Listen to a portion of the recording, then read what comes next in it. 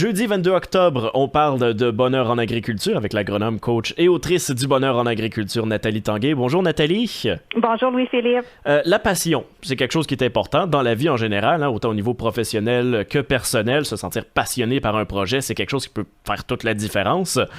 Aujourd'hui, par contre, on va faire la distinction entre les passions harmonieuses et les passions obsessive. Pour commencer, est-ce qu'on peut parler de chacune? Ça se trouve être quoi une passion harmonieuse exactement? Oui, parfait. Oui, en effet, on peut parler de chacune. En fait, une passion, d'abord, c'est une activité qu'on aime puis pour laquelle on investit du temps et de l'énergie. Et une passion harmonieuse, ça a des effets positifs sur nous. Ça nous crée du bien-être, ça nous donne de l'énergie, ça crée du plaisir. Et au contraire, une passion obsessive, ça se trouve à être quoi?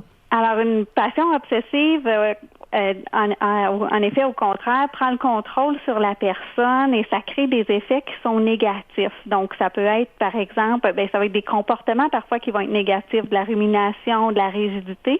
Ça peut mener aussi la personne à l'épuisement. Et pour donner un exemple concret, justement, on parle de bonheur en agriculture. Vous êtes vous-même agronome. Comment est-ce qu'on peut reconnaître une passion obsessive dans ce milieu-là?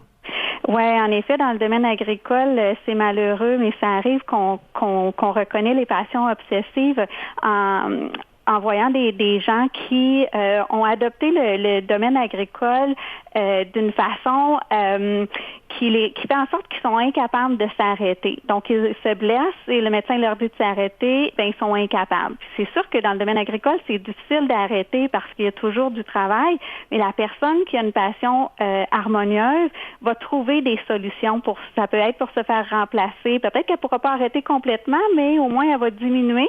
Puis, c'est ça, elle va se mettre en mode solution pour se permettre de se soigner, de se guérir. Puis une autre façon de reconnaître aussi si notre passion, elle est obsessive dans le domaine agricole, c'est si notre passion agricole crée des conflits de couple, des conflits familiaux, mais c'est peut-être qu'on a développé une obsession de notre passion et qui nous empêche d'équilibrer notre vie face à notre couple, face à notre famille. Fait que si la passion sort de la sphère qu'on y a créée et commence à affecter les autres sphères de notre vie, là, si on peut dire. Tout à fait, absolument.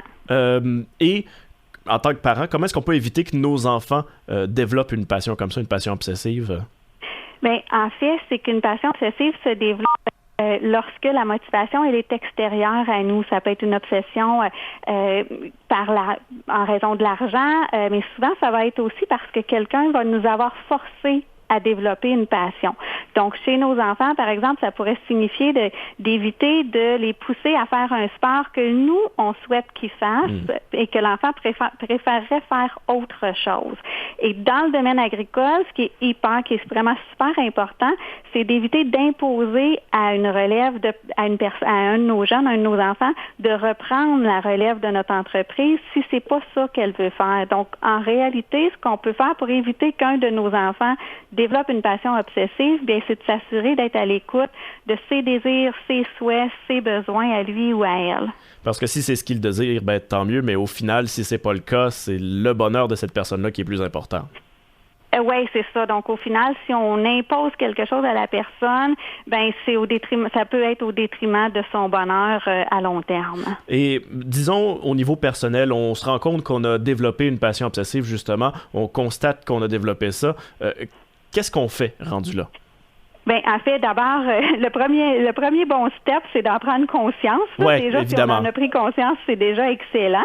Puis ensuite, soit on développe d'autres passions. Donc, on se rappelle quand on était jeune, c'était quoi les autres choses qui nous intéressaient, puis tenter d'aller vers à développer ces autres passions-là.